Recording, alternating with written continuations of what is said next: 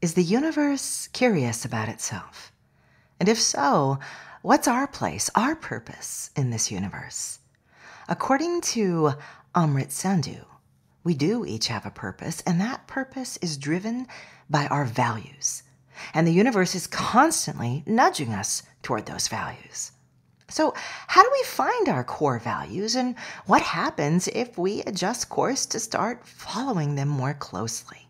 Well, let's find out. Flow dreaming, still kinda woo-woo, is just what it sounds like. An escape into the world of woo. Also, a ride into you. And how to feel happier, wiser, and more self-aware in every way. It's your ultimate journey into personal growth and inner power. We'll explore ideas like how your energy self influences the kinds of opportunities you encounter, or how your personal growth can drive your business growth, or even how that feeling of being stuck is really always coming from something else. We just have to figure out what. That's right, we're a dash of woo-woo, a sprinkle of self-care, a heap of problem-solving and pattern-busting, and a giant cup of encouragement. We're going to relight so much passion, purpose, self-love, and confidence in you that you practically stagger. I'm Summer McStravick, your host, and welcome to Flow Dreaming, still kinda woo-woo. Amrit, it's so good having you here. Oh, How my are God. you? It is such a pleasure to be here. Thank you so much for having me, Summer. I love your podcast. Such a pleasure to be here. Thank you. Thank you. And I know everyone's like jealous they can't see the background. You have the most gorgeous orange, purple, pink. It looks like a sunset behind you of beautiful colors. Like maybe your aura is just spread out everywhere. So I get to enjoy it, even if everybody else can't. I'm so sorry. Maybe I'll do video someday. Touch wood. That was actually the inspiration behind all the colours at the Inspired Evolution. It was like, they were trying to, initially we were setting up like branding colours and that sort of stuff. And it was sunrise and sunset that really spoke to us. So Nailed it. You've spotted it. Just something about the colours and they just speak to my soul. Yeah. Well, speaking of soul, as I've already introduced to everybody, we are going to be talking about our purpose, right? The purpose of our soul, the purpose of our lifetime. It's a big topic. It's something so many people just lust after and fight for and hunger for and feel like they never achieve it. What's your opening, discussion about how you find this purpose and what is purpose? I think a great place to start is to really understand what buries our purpose in some ways. Just so you can sort of see what's layered on top, because ultimately you are, I don't want to sound, you are a child of creation, right? You are created. I was going to say child of God. I recognize that sounded very evangelist. Pump the brakes a little bit there, Amrit. You just started the podcast. I always say everything. I'm like, child of higher power, child of source, child of universe, child of the Lord. It's like, it's all good. So, the ultimate reality is that, we are actually all, like, there's two ways of looking at life. Either that, and Einstein put this in a very beautiful, nifty little quote, which was, and I'm going to butcher it, but either everything is a miracle or either nothing is a miracle, right? And so either, like, everything has purpose around you or either, like, nothing has purpose around you. And the choice is kind of yours, right, to sort of sit with, but life looks very different when you step into either lens or either frame. Now, I believe that everybody has a purpose. Yeah, every single person has a purpose. I don't think the universe is just doing what it's doing happenstance. I know it's a big question that you ask, so let's get deep in the response. There's a fundamental tenet in the fabric of the universe that is easily observable to some degree because we are the universe looking in on itself. Right? So I'm a human being, so I can easily disconnect from the idea that I'm the universe or even part of the earth or even part of nature. But the reality is I am, the molecules that make me up are 99% carbon. It's 99% carbon-based reality that we're living in. So we are the universe, and everything is carbon, right? So when we're the universe looking in on ourselves, and as you start to trip into that, you go, okay, why is the universe looking in on itself? Just as a basic sort of question to start. And you realize, well, I don't really know why it's doing it, but it must be curious. Curiosity must be a fundamental tenet of the fabric of everything that we're experiencing as part of this reality, right? And so from there, it becomes this journey of, okay, if I'm looking in on myself and I'm curious, there's a reason that I've got like the universe exists, because it's wanting to look in on itself for some particular reason. We don't know what that reason is. It's a grand design, right? And the way I teach purpose, there's the outer purpose and the inner purpose, right? So the outer purpose is the purpose of the universe, right? We can look at that as, imagine a big tsunami, right? Like a massive wave, the wave of life, yeah? I'm picturing one of those Japanese pictures, that tsunami wave that people have. Like, I don't know why it's in the background of many spiritual teachers that I know, but just that tsunami wave. And that's the overarching purpose, outer purpose of life. And it's doing its thing. It's got to go somewhere. There's a reason there's been peace. There's a reason there's been war at times. When you study Vedic scriptures, they say we're in, the Kali Yuga now, where they're in different ages, dark ages, light ages. We move through different spaces in time. And then there's the inner purpose of each individual. And the wave is nothing if not for the construct of each little water molecule that makes up the structure of the wave. And each of those water molecules is each of us, each of the plants, each of the waterways that are alive on the planet right now. All of that makes up the structure of the wave, right? And what I find, and this is coming back to where we started, each of us is a water molecule. We've got our place to play as the purpose that we have internally to facilitate the outer purpose in life. Yeah, I know it's been a deep response. Thanks, guys, for following along straight out of the gate. The key thing in there is, what I find is, for most of us, having coached over 250 people one-on-one through these journeys, having, the podcast has had millions of downloads now, touchwood. So one of the key things is we're all trying to be someone we're not. Right? We're trying to displace our specific water molecule beingness to another place in the wave where we currently are not, we're not currently situated. And what that generally looks like for most people, I found, and I want to say like 70% of people, it looks like, white picket fence, large house, red Ferrari, like something nice in the driveway, 3 kids, 4 kids, something like that. And then living, this abundant, lavish life where I've got a holiday home, et cetera, et cetera. And the only challenge with that is that's not your place in the overall outer purpose of things, right? So you feel a lot of stress because you're trying to displace where you are from where you're meant to be. Yeah.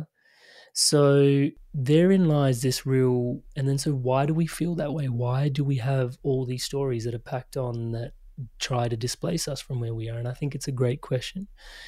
I do think things are changing. We are moving into a more feminine time at hand, but we have come from a pretty masculine sort of era, and there's been a lot of push, there's been a lot of capitalism, there's been a lot of things that are marketed to you, there's a lot of do, strive. We're moving into an era of being. The more feminine is just to be and allow, right? So it starts with your schooling and your education. There's not much preference given to certain subjects, and there's a lot given to others, right? So you're groomed a certain way. If you're the first person to put your hand up with the right answer, you're groomed a certain way, right? And then your parents, you come home, you're acknowledged for certain things, you're not acknowledged for other things, you're groomed a certain way. Your friends and then your social circles, as you get a little bit older, you're groomed a certain way. You get a little bit older, you start to end up with a little bit of money, marketing, etc. Sorry, go on. Yeah. No, that just sparks a question. When I was initially thinking what I wanted to ask you about purpose, you just stumbled into it right there. You're groomed a certain way, but do you believe also that maybe life in the universe is constantly trying to nudge you or position you? So you may be groomed in one direction that's toward the white picket fence, but is there an opposite force that's trying to position you back in where you're supposed to be? I think the force that is putting you back where you're supposed to be is always in effect. Yeah. So that I look at that as soul. I look at that as spirit. I look at like, so I do feel like that force is always in you. And that's why I say all the things that are layered on top, right? Because your soul, your spirit, however you want to look at it, your higher self, something deeper than just your physical body, whatever you want to look at that as, is always in alignment. I had a bit of an existential crisis as a purpose coach when I realized even when people are off purpose, that's them straying so that they can go through the hero's journey to come back to their purpose, right? So you're never actually off purpose, but feeling aligned and not aligned, and the stress that comes from that and the mental toll that takes on individuals is palpable. Like the void of meaning that people have in their lives right now. Yeah. And 1 in 2 walking around anxious or depressed globally is a harrowing statistic. Yeah. So that's kind of where the work is situated for myself. Now, I love where you describe that because it's worth identifying that there's many teachers out there that sort of espouse this 4 levels of consciousness conversation, and I'll keep it super succinct. Level 1, life is happening to you, you're a bit of a victim. Level 2, life is happening by you, you're a bit of an achiever. Yeah. You go out, you set goals and you get stuff done, bit alpha. And then level 3 is where life is happening for you. Yeah, you're in surrender mode. You go into flow a lot more. And that's the perspective that you described. Isn't there a part of you that's always kind of, aligned to your purpose? Absolutely. Yeah. And then there's level 4, which is, some of the sages live there, which is life is happening as me. Like I am one with creation. Creation is happening through me. So I do think, that absolutely you're right, that your purpose is always in effect and always happening. But the nature of the mind and the world and the environment that we live in and the people that we live around and the sort of stories that we're impregnated into encourage us to be someone we're not again and again and again and again. And the stress that comes from that and we're trying to achieve from level 2 consciousness is like, come on, life can happen by me. Like I've got to just achieve something, Push, shove, masculine, young. Be, not be, but do, and strive and push, all that stuff you just described. Yeah, that frequency. Mm-hmm. Exactly. As an aside, I know exactly the picture you're speaking of. It's the Great Wave. It's a Japanese print. And it reminds me of a word that I came across just a few weeks ago, ikigai. You probably know that. I love that word. God, they have so many good expressions for so many things that would take us a full paragraph to describe in English. But ikigai, it's like, this is your true life calling. This is the fulfillment of all parts of yourself. Yeah, and it's reminding me a lot of what we're talking about. It's the intersection of what you love, what you're good at, what you can be paid for, and what the world needs. You've got it memorized. You've got it down. Oh, well, you can't be the purpose coach and not have the ikigai going. And when you've got the intersection of those, and I love if you can look up the Venn diagram for those that are tuning into the audio, it's worth checking out because it's really cool because if you've got what you love and what you're good at, I think you've got a passion. Yeah. And if you've got what you're good at and what you can be paid for, you've got a profession. And if you're in that dry place, which a lot of people relate to, it's like, I can be paid for this and the world needs this. You've just got a vocation, right? But if you've got what you love and the world needs it, you've got a mission. But again, at the heart of all of it, when it all comes together, right? That's your ikigai, where it's like you've got passion, you've got mission, you've got profession, you've got vocation. It's like all stacked on top of itself. Yes. What a great place. But of course, this takes us into the next question. You're just right there of your values, right? That's your passion. That's the thing that presumably, you tell me, because finding our purpose seems so hard for so many of us. Well, let's look at it from that lens, right? Because what you're good at, right? What you love, what the world needs, what you can be paid for, right? So what you can be paid for, the value that you bring to the world, right? You can bring, what are you like getting value for and what the value you bring, what the world needs. Again, it's like what the world can get as your existence provide value to it. What you love, what you really value, right? What is it that I genuinely value? What are you good at, right? Again, similar to what can the world value from me that, I can bring the most value around, because I could totally be a coach on, I've been in and out of the gym for like 15 years now. I could totally coach people on how to go to the gym, right? But it's not my highest calling, right? So it's not my highest value that I can add to society. So, and I love where we've landed at values, because like where you opened the podcast was, it is such a big nebulous thing around purpose, and it feels so much baggage, so much energy around it for so many people, and it can feel such a constellation. But when you come into like the inner purpose and, remembering the outer purpose, the inner purpose of the individual, if you're not clear on how to align yourself to the outer purpose of life, which is where you will feel the most flow, right? Mm-hmm. The key thing Speaking my language there. Yeah, I know, right? And the key thing in there is like, okay, what are my values and why is it important to know? And I'm Indian by heritage, so pardon me for sounding this way, but your values are the pillars of your temple. Like your body is your temple, but they really are. Yeah, the identity, the personality, the person that you are, right? It is propped up on your values. Now, your soul is almost like the energy and the current that flows through that temple. Yeah, Mm-hmm. if you can figure out this temple that is erected, and a lot of your values come from the challenges that you've had in life, and also the wins and the breakthroughs that you've had in life, right? But those also weren't coincidental. We touched on that earlier, like it was happening for you, right? My values, just to give you a bit of an example, are connection, contribution, and celebration, right? These are my 3 core values. Now, I've got other values beyond that as well, but my core values, connection, contribution, celebration, right?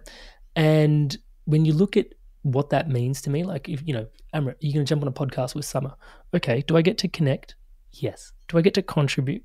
Hopefully. Will we celebrate? Well, hopefully you guys are feeling the vibes. Right? We're having a great time here, right? Touch wood. So yeah, all 3 of my values are met, right? But when I look back, and where a lot of this was birthed was out of my own challenges with mental health. Like I had 6 years of depression when I was, misaligned on so many fronts. We can talk more about that if we need, but I realized that living out of alignment with my values, one of the examples was 7 years of corporate misalignment, working in the wrong career for myself. Yeah. Feeling like I was plugged into the matrix and literally just being harvested. Sorry, that got dark really fast. No. I think a lot of us can relate to that. I mean, how often do we put ourselves in misaligned situations and then try to tell ourselves over and over, this is good, this is right, this is what I should be doing, why am I not happy with this? It's a roll of thought until it finally something will break it. Yeah, which we don't want to go at those things that break that is. But even the breaks are blessings in disguise, right? When they come through. So the key thing in there is I found like I was working in corporate construction, building high-rise towers as an engineer, and there was no connection. I wasn't connecting to people. The contribution, yes, I was building some people homes. I was like, but it wasn't really what I wanted to do with people. But there was some contribution. Celebration, there was none of that. So like maybe half a value or one of my top three values were being met. No champagne on the top floor of the newly created building. No, it was really get out, build the next one. It's like, come on, hurry up. Sorry, that's my attempt at a joke. Right. Sorry, I missed the joke because it was such a dire situation for me. Yeah. But yeah, so that was that's pretty much what none of my values really showed up in that except for maybe half of one. Now we look at what I do, and it's like I get to coach. Is there connection, contribution? Yeah, I get to connect to people deeply one-on-one. A contribution, yes, we're having conversation around purpose. Celebration, yes, they're living their life richer. Public speaking, podcasting, all of them feel the same. And I'm in alignment. It feels like you need to then, once you know what these core values are, which, by the way, everybody, this is your specialty. If you're curious, reach out. We'll have some links for you. But once you know what those values are, you have to inject interests into those, right? The things that actually inspire you to do. How did you, like you landed in podcasting, you landed in coaching because that was an interest that correlated with these values. Yeah. So what's that point where you take the interest and figure out if it matches or not? It's a great question. So for those that want to figure out their values, amrit.coach/values. Super easy, yeah. amrit.coach/values. Same masterclass is also available at inspiredevolution.com/values, the podcast website or my website, whichever one you want to go to. And 20 minutes from now, you'll be just as clear as I am. Just I've got connection, contribution, celebration. You have yours. And I'm conscious it surprises me every time. It's a 20-minute exercise. It's free. and yet so many people listening won't go do it. I'm just like, the amount of clarity you could have on yourself and all the decisions you need to make in life, your purpose, your direction, like why other people behave differently to you because they've got different values, like 20 minutes of your time, and you can be super clear on your values. But anyway, the nature of your question is interesting. So like I said, going back, our true self, our purpose aligned self is always present, right? It's always under there. We just smothered it to some degree. So I didn't start with coaching. I didn't start with a podcast. I didn't start with speaking. To keep it succinct, I just did what I wanted to do, which actually started with inviting people over to my house every fortnight. Sorry, for those tuning in from the States, every second week. Yeah, sorry. Every That's 2 like weeks. a baker's dozen. Yeah. Essentially. Every 2 Yeah. weeks, people would come over to my house and I'd open up my living room, brew some chai. It was chai chats and community, and we'd sit around and we'd just shoot the shit on philosophy, spirituality, personal development, Jungian psychology, stoicism, all sorts of different types of stuff, right? We just talk about it. And I was doing that for about a year, and it was just something I really wanted to do. Like, I just wanted to hang out with my friends without alcohol and just, and I thought if I opened up my home, like, maybe someone will come. And the event was called Mandala Moments, and people were coming over every 2 weeks. And it just grew and grew and grew and grew until the point people said, actually, this is really good. You should start a podcast. Now, I had massive reservations initially, but then I allowed that to sort of flow into a podcast, right? And then some of my podcasting audience said, yeah, I'd love you to coach me. And I was like, I've never done it before, no certifications yet. And they're just like, I just want to have the conversations you're having. And I was like, okay. So it was all very organic. And then from there, some of my first podcasting, some of my coaching clients got me my first speaking engagements. So I became a podcaster, coach, speaker from my facilitation in my living room. And it's just you giving permission for that deeper self of you that just really enjoys, I just really enjoy chats. I'm enjoying this with you right now, right? I'm more energized in the chat than I am before I rocked up to it. I just know and we talk about flow, right? The flow comes through because those pillars of your temple you've honored, and the energy can move through it, right? So you already know what they are, and you can't hide from it, I've found, right? So take a look at your space around at home. What are you surrounded by? There's books on certain subject matters, right? Even if there's only just a couple, what are those subject topics? And a lot of us spend a lot of time online now. What are the Facebook pages you follow? What are the Instagram accounts you follow? What are the YouTube channels that you're listening to? Why are you always reading up about hot rod cars? Yeah, like you're just curious about old hot rod cars, right? Maybe you're into that, and that's part of your purpose. Yeah. So Amrit, yeah. I have an old hot rod car. Just saying. What do you have? I have a 1959 Triumph TR3. Oh, red British sports car. Red, yes, you do. Seriously. Oh my God. I'm tapping into your alter ego right now. I can You are. feel it just Reading me like a book right now. Yeah, and you can't turn that off, right? Like, it's just part of who you are, and you're inspired by it. It's called the inspired evolution because it literally, these things on a daily basis, there's those little sneaky little nuggets where you go, instead of it training you, you go, like, the breath animates you around it. Yeah. So it gives you energy, and you're like, oh, I'm inspired by this, rather than I need motivation to go get this done, like external begrudgery. But inspiration guides your way. And then that's in and around all this stuff that you've got already in your environment, the conversations you're having with your friends, the conversation you're having with yourself through your social media. Let that bring it back to you, and carve out some space to try and honor those interests. I loved your question. Honor those interests. Carve out some time. What does it look like if I do this? Like, it was a bit of work to open up my house every 2 weeks to get people to come over and shoot the shit around chats that I love. But it was super rewarding. Yeah. So up to you. For some people, it's like getting out and running marathons. For other people, it's volunteering. For other people, it's, writing, like making a graffiti magazine. It can be so many different things, right? One of my clients, her whole thing, she was a chartered accountant for so many years, and now she's a Instagram pottery influencer. What the fuck? It's like, so she had the interest of pottery because it probably was reaching her core values. I like to make things. I like beauty. And I like and I like to be of service. right? And To she create also something of just value and loved, worth, she loved what right? was happening with her hands when she was playing with clay. Like, it was just an Yeah. interest, right? And the Mm-hmm. beauty and everything else you described was totally in there. But the connection that she felt, obviously connection is my highest value, so I'm going to look at that, right? But the connection she felt when she was playing with clay, she was just like, she was in, you know, she was like, time would dilate. You talk about flow, right? She was just like, I could do this all day, every day. And she just went along with it and continued to cultivate it. And a year later, things completely were different in her external reality, because now she's just doing this all the time. Yeah. All right. So a slight shift in direction. There's finding your purpose, and then there's finding your purpose again, and then there's finding another purpose. Do you think that that's a real thing, that your purpose can shift and change through your life? Because I know, just for me, for a long time, my purpose was about words and books, and then it became more about my family, and then it became more about the work I do with others.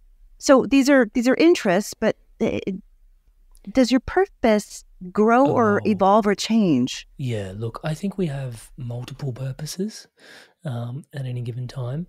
And that's why I like the values conversation, because, again, purpose can be so, I don't want to say fuddy-duddy, but it can be so Say nebulous. fuddy-duddy. Nebulous is the right word, yeah? Nebulous. It can be nebulous. But if I look Yeah. at my values, yeah, connection, contribution, celebration, yeah, and I'll just use myself as an example so it's relatable for people, right? When, again, 20 minutes and you'll have your own values. I just don't know why so many people won't go get it. I'm going to go do it right after we're done taping, just so you know. You're going to see it come through on your computer and you'll be like, oh, that's Summer. Oh, that's interesting. Yeah. So the key thing in there, my values were connection, contribution, celebration. Now, I just had a massive life event 2 years ago, right? My son was born. And I thought, if there's ever anything that's going to change my values, it's this. Yeah. Now, this goes to show how good the exercise I did. No, sorry. Pardon me. But it goes to show, if you've got your core values, the core values, core is a really great word to tune into in there, just for the semantics, right? Because connection, contribution, celebration, prior to my son being born, I still was connection oriented, but it was more about my friends. Yeah. And it was more about growing an online community and the impact I wanted to have. Absolutely, I changed, but connection still remained. Now it's like connecting with my son, yeah, and my wife on a whole nother level, right?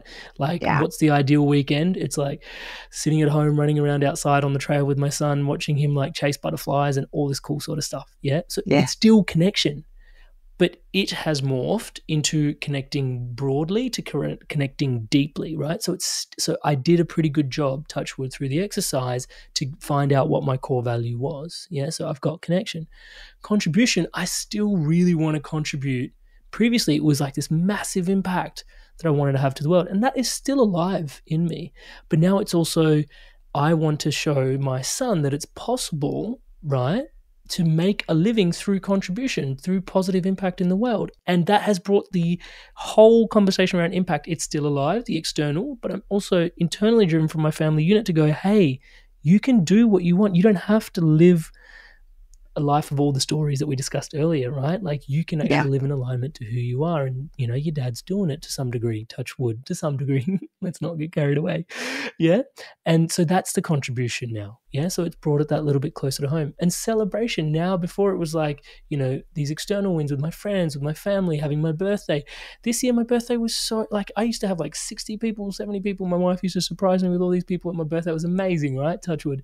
And this year it was like, no, I just want to go away with my wife and my son. And that was the celebration. So, but it still felt so good, right? Because those are my values: connection, contribution, celebration.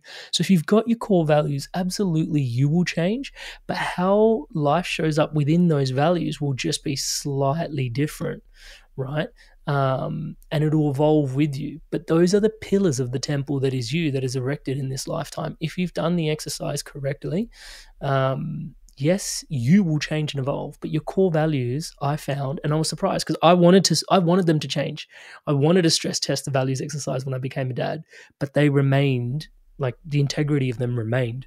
It was just the energy shifted around them. Yeah. Does that make sense? Absolutely. I know you've got to go soon, but I am just fascinated with this. I would hold you for another half an hour if I could, but Go on. I have one last question then, okay? Go for it. Do you feel that the values that you have are part of a lineage? Do you feel that like you mentioned your son, do you think your son is probably going to have similar values to you? Or that we have family groups or soul groups that maybe can show us those values? And or do you think sometimes we're born into families with very different values than us, that we try to, like you were saying earlier, the square peg in the round hole, we accidentally wear someone else's values for too long? Yeah. It's a great question. Yes, we surface level wear each other's values, but that's not your core values. That's again part of the soup, right? Programming us from before.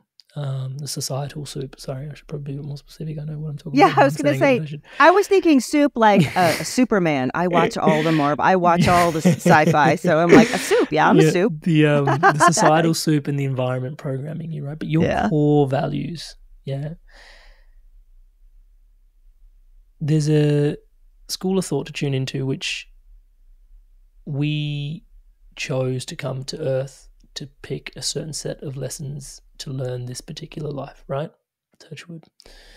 Now, in there, you've even got relationships, karmic relationships, soul contracts with certain people, right, that will teach you certain things and, in certain points in time. And it's an amazing time to be alive because of the density that's around this particular era of living, according to some scriptures. It's an opportunity to really clear through karmic work because it is dense, and if you are upbeat about it, you can actually move through a lot of stuff. Touch wood. I think that's the philosophy. Not an expert entirely in that space, but that's what I've learned through my podcasting. Now, when you zoom out to that level, providing that context, your values are, because yes, they're influenced, your core values, yes, they are influenced by certain things, but they're also influenced by, because you made it sound like, they rub off, other people's values rub off on us, but also the void of your values are driven a lot by some of the other people, right? Like you might look back at your relationship with either your mother or your father, and there may be, like, let's take me as an example, maybe there was a lack of connection there. I'm not saying there was, right? But as just an example, maybe there was a lack of connection there. And that has informed how Amrit, the houseplant, reaches for the sun, looking for connection. And now connection, he's so good at seeking it out and looking at it and brewing it that now that's the value he brings to the world, right? Touchwood, connection.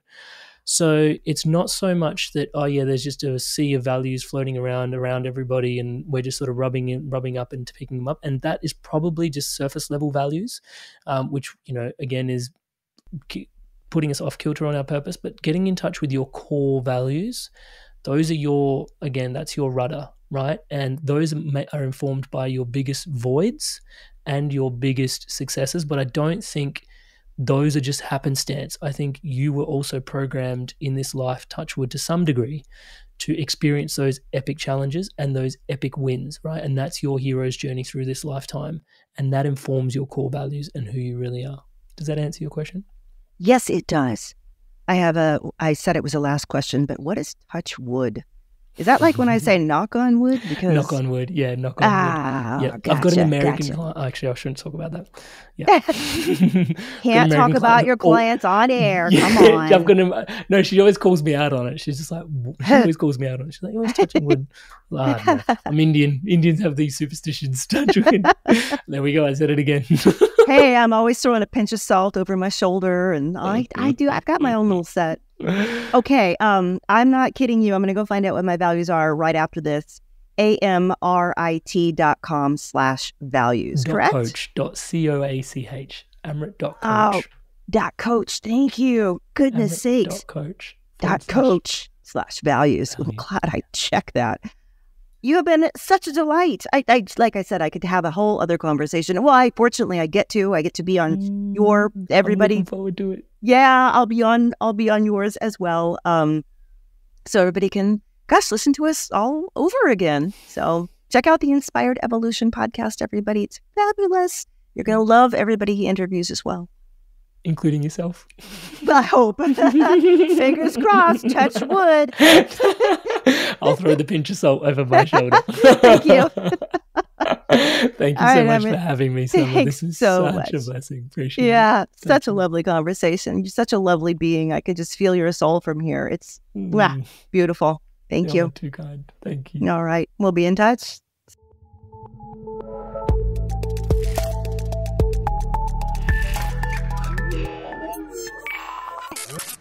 Oh my gosh, can't you just tell from his voice how beautiful a soul Amrit is? And those 3 core values, I kid you not, after we taped this interview together, I went and I did them. Do you want to know my results? All right, so here they are. The first one was security, which I understand. I grew up in a very insecure home, financially, emotionally, in many ways. So security for me has been a driving force for myself and for my own family, for my kids. I want to give them a bedrock that they can always count on, rely on. The next one, freedom, which is interesting because freedom and security seem kind of opposite, right? How can you be secure and free? Like, doesn't one tie you down and one let you loose? But the freedom that I came into was I have the freedom to think how I want to think, behave, be, explore. Like, no holdback. Just let me at it. Let me go. Let me go into life. Let me try things, explore things. As long as I have a secure tether, to the ground, I'll go anywhere. And then finally, the third core value that came up for me was expression. And I got to tell you, all of this exercise, it really asks you to drill down. Expression for me could have been creativity, productivity, accomplishment, recognition, but it came down to expression. The ability to say, here's who I am in this form and that form, this medium, that medium, this book that I write, this course, this podcast, this. Let's talk, right? Let's be expressive. Let's share, communicate, think, expound upon, ask questions. And those of you who've listened to my podcast for the last 20 years know that's exactly what lights me up. So it was kind of weird drilling down. I don't know if these are my only 3 values, as Amrit says, but they did give me some insight into what drives me and where the universe is guiding me, and some of the bigger patterns, lessons, observations, and understandings that maybe I came here to learn. Anyway, I hope this interview, this lovely conversation, discussion with Amrit inspired you as well. Please do not forget, you can always visit his gorgeous podcast, Inspired Evolution. You can also visit him online at his website, which is www.amrit.coach. That's it. Amrit.coach. Don't put a .com on there. You'll go to the wrong place. So check him out. Please check his work out and his podcast. What a lovely, I just feel so good and yummy and happy all over. What a lovely conversation. I hope you all will join me next time for another episode of Flowdreaming, still kind of woo-woo. Until then, my love to you all. Hey friends, I just want to point you in the direction of a couple of resources that might just light up your day. First, I have an app. It's called Flowdreaming for meditation and manifesting. And it has hundreds of flow dreams and playlists that you can use, download, enjoy to start sculpting these energies of your life. Now, second, there is a YouTube channel for flow dreaming. I know, who'd have guessed? The best thing you can find on that channel, aside from also this podcast, is a tutorial. It teaches you how to flow dream. I'm right there on the screen with you, leading you through several beautiful and gorgeous flow dreams that we do together. So go check it out. Look up Flowdreaming on YouTube and have a good time. Enjoy yourself with these beautiful free resources. And if you feel the urge, reach out to me. I am always available, summer@flowdreaming.com, and I'll help you. And together we'll discover what maybe a perfect personalized flow dreaming program for you could be like. To find out how to do that, just go visit my website, flowdreaming.com. Until next time, love to you all.